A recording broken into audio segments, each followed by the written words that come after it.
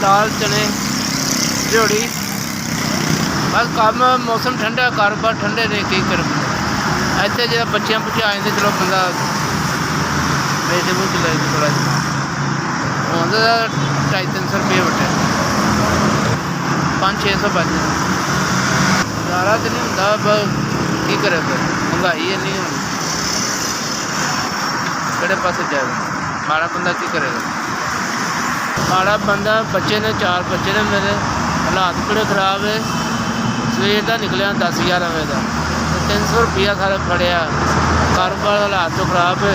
अल्लाह पा के है कोई गुजारा कर दे तो मैं घर टुट जा इसलिए खड़ोता है कि रिजक पानी अल्लाह पा दे दे तो चलो गुजारा हो जाए तो मैं अपने घर टुट जाऊँ।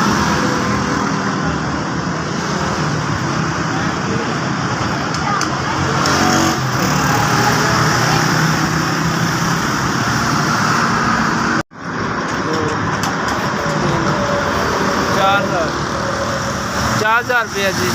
अल्लाह पाक धन से मैं बड़ा खुश हाँ कि मेरे पैसे भेजे जे मैं बड़ा खुश हाँ। अल्लाह पाक धन तंदुरुस्ती देवे, हर बीमारी तो अल्लाह पाक दूर रखे। मैं बहुत राजी हाँ तुहाडे ते। हर अल्लाह ताला हर काम तुहाडी मुश्किल को आसान करे। कितों आए पैसे अल्लाह ताला ने भेजे मदद की इन्होंने। अल्लाह पाक ने हर किसी ने मुश्किल को आसान करे।